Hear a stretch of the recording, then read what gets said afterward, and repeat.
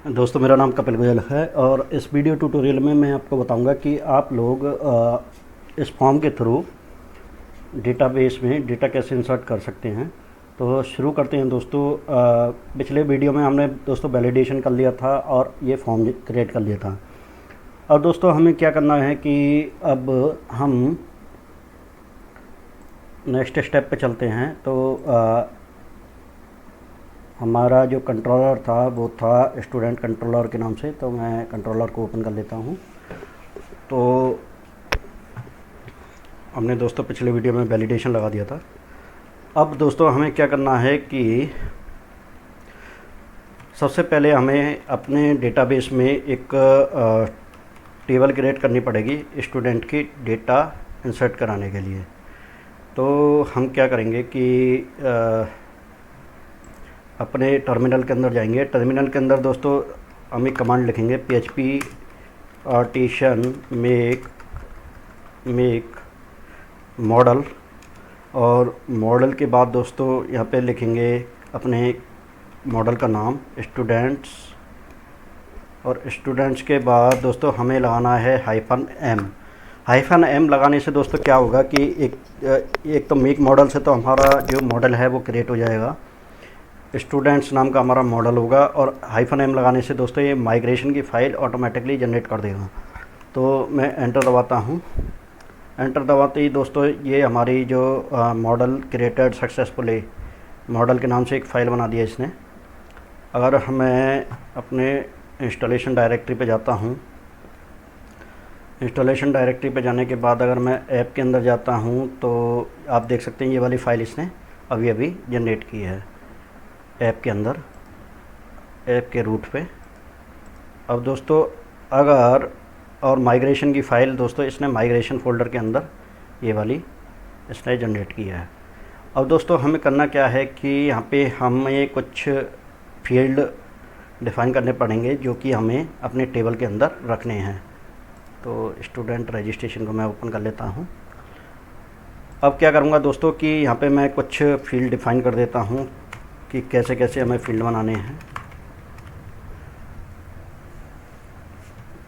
तो सबसे पहले दोस्तों हमारा जो फील्ड नेम है वो है स्टूडेंट के नाम से, तो मैं जाता हूँ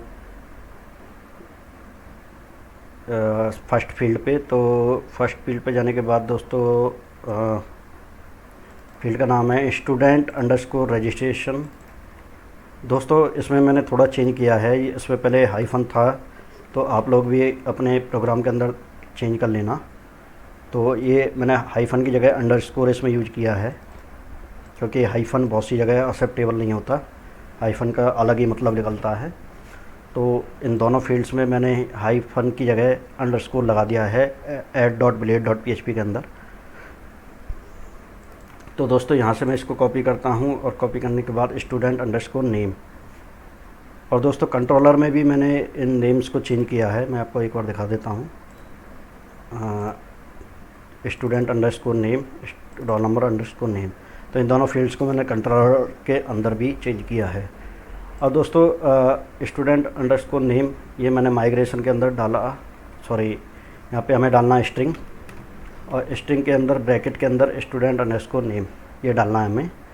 और दूसरा फील्ड भी दोस्तों हमारा स्ट्रिंग टाइप होगा, तो रोल नंबर के लिए भी हम स्ट्रिंग टाइप ही ले लेते हैं। तो यहाँ से मैं रोल नंबर को कॉपी कर लेता हूँ और यहाँ पे फील्ड का नाम यहाँ पे इस तरह डाल देता हूँ। जो थर्ड फील्ड है वो है हमारा क्लास को भी हम स्ट्रिंग ही ले लेते हैं। तो यहाँ से मैं इसको कॉपी करता हूँ, कॉपी करने के बाद दोस्तों यहाँ पे इसको पेस्ट करता हूँ, और यहाँ पे भी हम इसको क्लास कर देते हैं। इसके बाद दोस्तों हमें क्या करना है, जो नेक्स्ट आता है वो है हमारा जेंडर फील्ड के लिए हमने वैलिडेशन नहीं लगाया था, तो इसलिए वो कंट्रोलर के अंदर नहीं दिख रहा है अभी आपको। तो यहाँ पे दोस्तों मैं इसको यहाँ पे ये हो गया हमारा फील्ड जेंडर। उसके बाद दोस्तों यहाँ पे टेबल के अंदर जो फोर्थ फील्ड है वो है हमारा डेट ऑफ बर्थ। तो डेट ऑफ बर्थ के लिए भी हम स्ट्रिंग ही ले लेते हैं, स्ट्रिंग, और यहाँ पे ब्रैकेट, और यहाँ पे ये, और एक बार और इसको कॉपी करते हैं, उसके अंदर दोस्तों हम एड्रेस डालेंगे।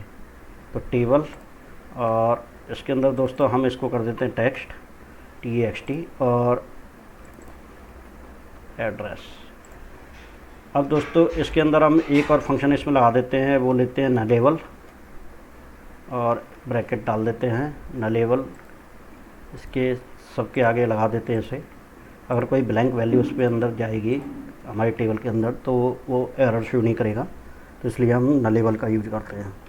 तो इसको दोस्तों मैं यहाँ पे सेव कर देता हूँ। सेव करने के बाद दोस्तों यहाँ पे हमें एक कमांड चलानी है, php आर्टिसन माइग्रेट। ये दोस्तों मैंने कमांड यहाँ पे चलाई है। अब अगर मैं अपने डेटाबेस पे जाता हूँ और डेटाबेस पे जाने के बाद इसको अगर रिफ़्रेश करता हूँ तो आप देखोगे यहाँ पे एक स्टूडेंट्स नाम की एक टेबल क्रिएट होके हमारे पास आ गई है।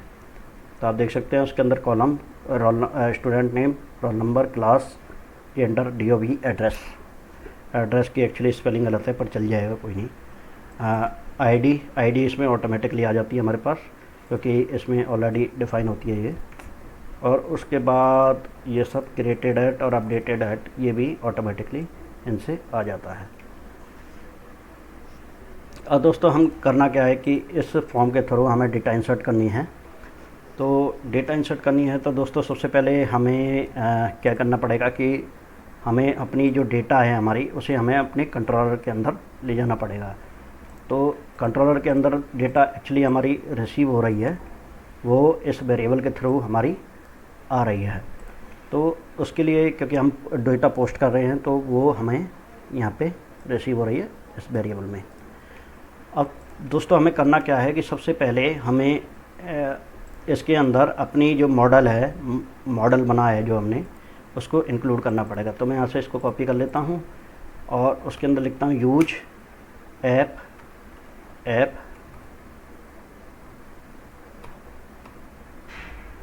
स्लैश और ये, तो हमारा मॉडल इंक्लूड हो जाएगा इसके अंदर। इसको दोस्तों कॉपी करता हूँ मैं और कॉपी करने के बाद दोस्तों यहाँ पे एक वेरिएबल लेता हूँ स्टूडेंट्स।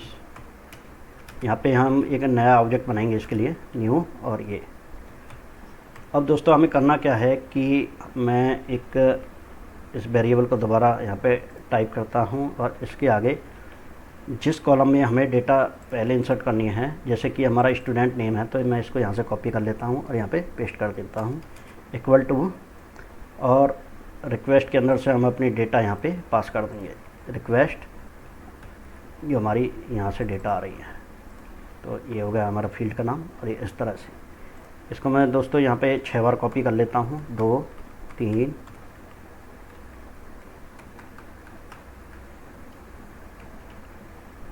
3 4 5 ठीक 6।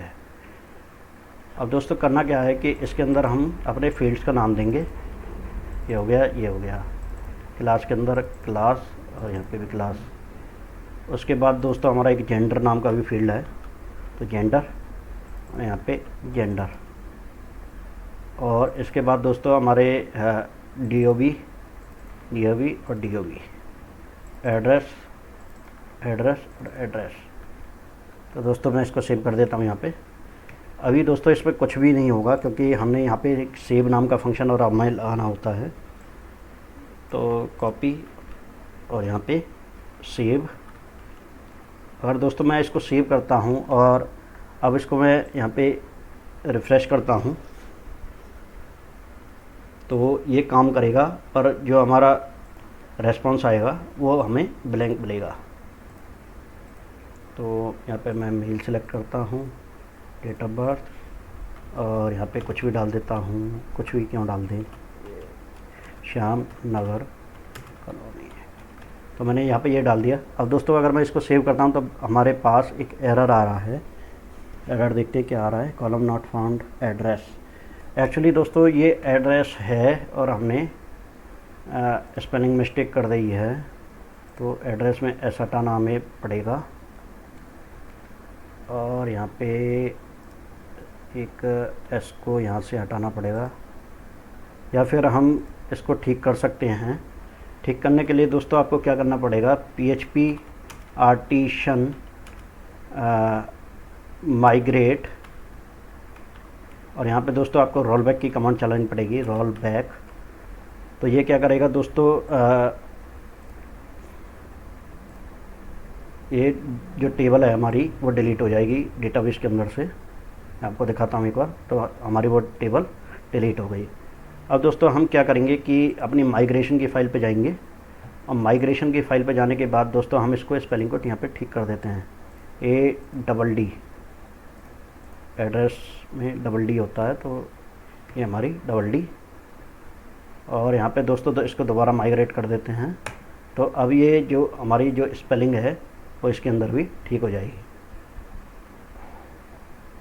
तो मैं दिखाता हूँ एक बार आपको, तो आप देख सकते हैं यहाँ पे हमारी जो स्पेलिंग है वो ठीक हो गई है।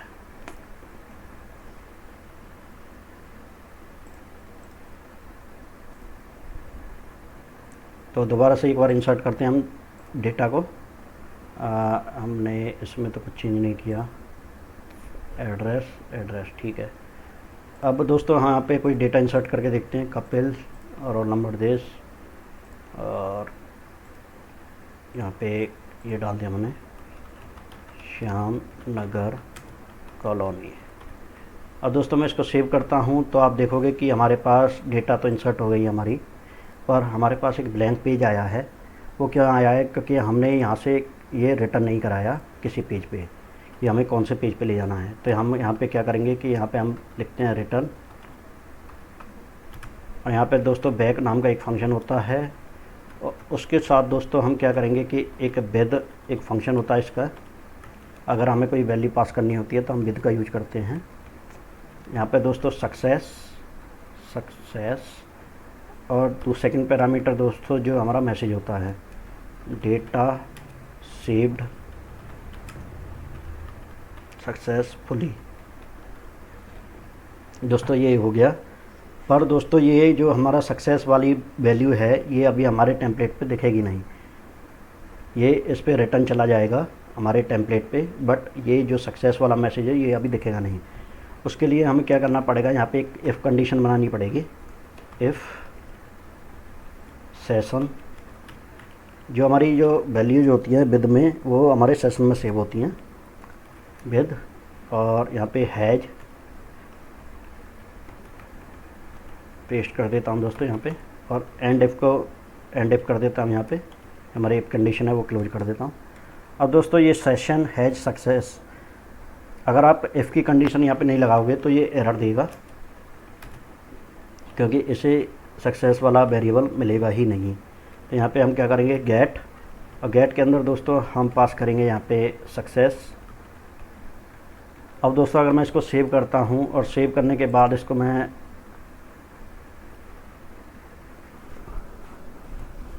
यहाँ पे एक और हम डेटा इंसर्ट करते हैं, पवन, और यहाँ पे ये, और कोई और क्लास, और यहाँ पे ये, और यहाँ पे कुछ भी डेली कर देते हैं इसे। इसको सेव करते हैं दोस्तों, और सेव करने पे दोस्तों ये हमारा मैसेज तो दिखा रहा है डेटा सेव्ड सक्सेसफुली, पर ये बूट स्ट्रैप की फॉर्म में नहीं आ रहा। तो हम क्या करेंगे कि बूट स्ट्रैप अलर्ट, यहाँ पे ये सर्च किया हमने, और यहाँ पे अलर्ट्स पे जाएंगे।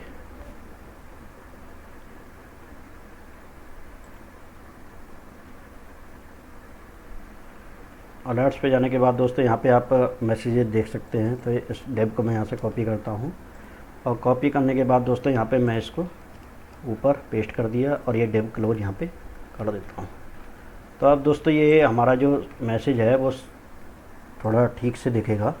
तो मैं यहाँ पे एक डेटा और इंसर्ट कर देता हूँ, मैं कर देता हूँ नेहा, और इसका रोल नंबर कर देते हैं कुछ भी, और 9 मेल, और इसे कर देते हैं राजस्थान, सेव।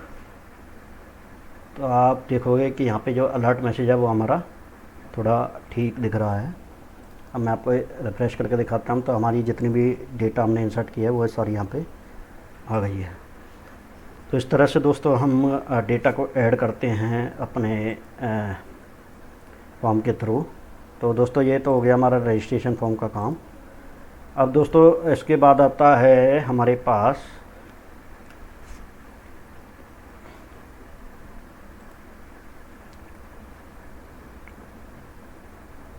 अब दोस्तों हम क्या करेंगे कि जो ये लिस्टिंग हमारी जनरेट हो रही है, नेक्स्ट ट्यूटोरियल में हम यहाँ पे लिस्टिंग इसकी शो कराएंगे। तो दोस्तों अभी तक हमने ये जो पेज है इसको हमने अपने मेन्यू से लिंक नहीं किया है, तो इसको हम मेन्यू से लिंक कर देते हैं। तो मैं जाता हूँ वेब पे जाने के बाद हम दोस्तों इसको व्यू वाले को एक नाम दे देते हैं। तो यहाँ पे करते हैं इसको नेम करने के बाद यहाँ पे दे देते हैं इसको ऐड फॉर्म के नाम से। यहाँ पे हमें इसको एक नेम दे देते हैं।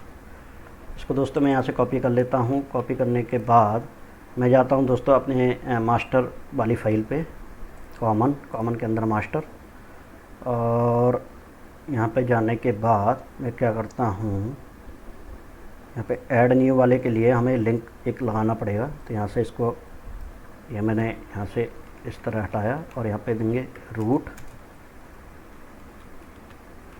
के अंदर दोस्तों बस आपको ये नाम पास करना है ऐड फॉर्म, बाकी का काम तो ये खुद ही हो जाएगा। तो मैं इसको रिफ़्रेश कर देता हूँ। रिफ़्रेश करने के बाद दोस्तों यहाँ पे मैं इसको ड्रॉप डाउन को ओपन करता हूँ और ऐड न्यू पे क्लिक करते ही दोस्तों ये हमारे पास ई फॉर्म खुल रहा है, तो आप देख सकते हैं। पर इसमें एक दिक्कत है कि ये जो अलर्ट बॉक्स है ये गायब ही नहीं हो रहा। तो इसको हम क्या करते हैं कि ये हमारा डिव है इसको इसी के अंदर डाल देते हैं, इफ़ कंडीशन के अंदर, तो ये हमारा ठीक दिखाई देगा फिर। तो अब आप देखोगे कि ये हमारा अब ठीक दिखाई देगा। तो आप देख सकते हैं ये हमारा सही चल रहा है। तो इस तरह से दोस्तों हम स्टूडेंट का रजिस्ट्रेशन फॉर्म बनाते हैं और डेटा इस तरह इंसर्ट करते हैं। तो अब दोस्तों हमें यहाँ पे लिस्टिंग शो करानी है। तो लिस्टिंग के लिए दोस्तों हम अगले ट्यूटोरियल में करते हैं काम।